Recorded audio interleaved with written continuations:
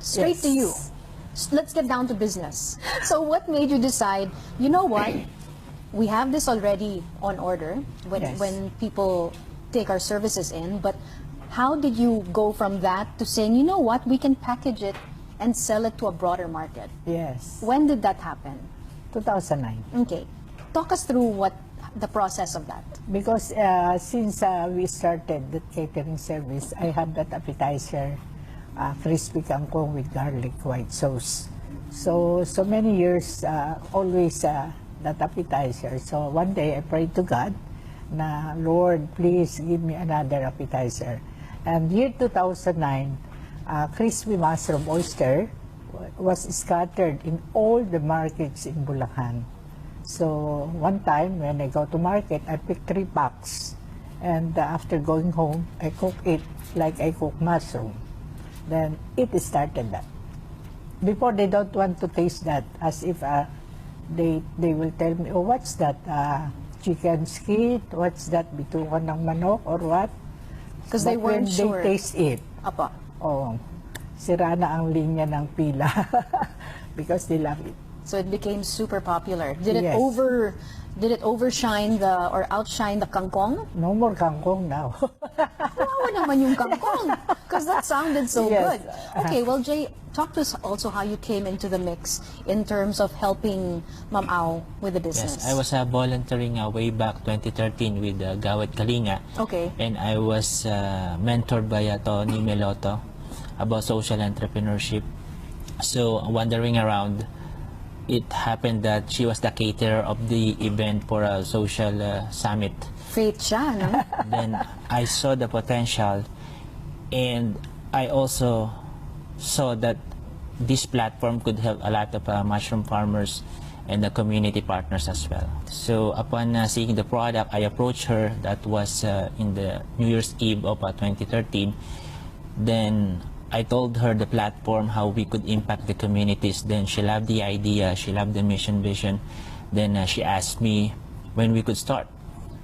Tell me enough time so that I will render my resignation with my corporate job. No nonsense, ano? Yeah, Because she probably saw the potential in this idea. How long does it take to implement something like this? Because obviously, I mean, the mushroom chips come from the catering and all of this, but to package it, you know, to bring it out to the groceries or maybe to start out in bazaars, how long was that process for you?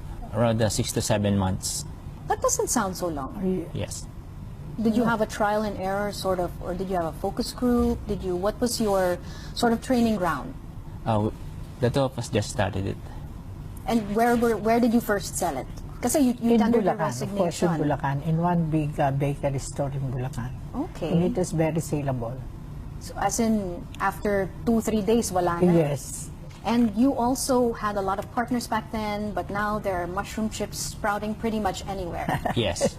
So would you say that that flatters you, or does it irritate you? No, we are happy for them to start with that.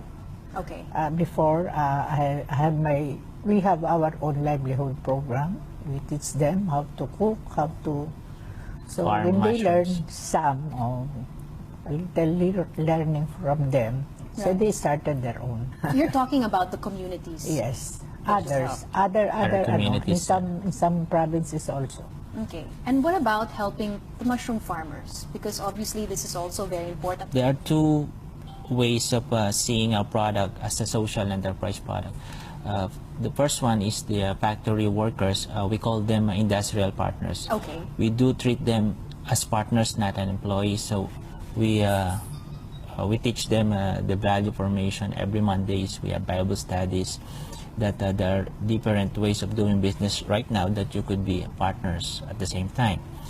In the farm side, we have sustainable supply chain wherein they could have regular supply to our factories, so that they could have regular jobs wherein they could send their children to school and they could have a better home for their families. Okay.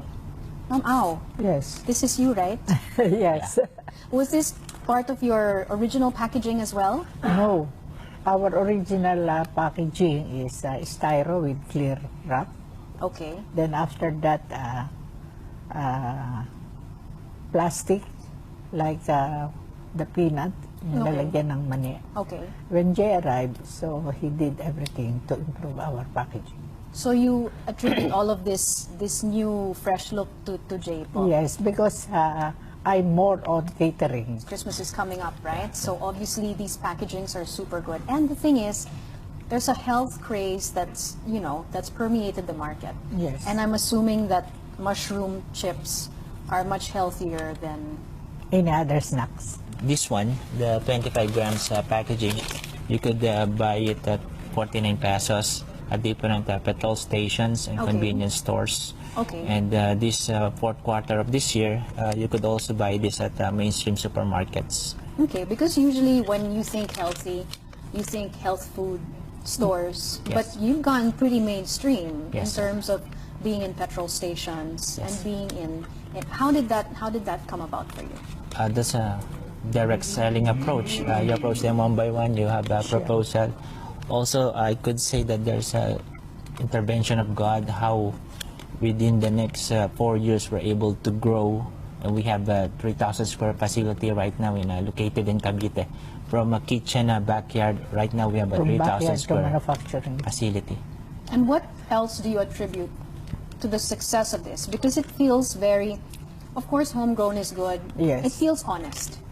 Yes. I think it helps that, you know, her name and her stamp is there.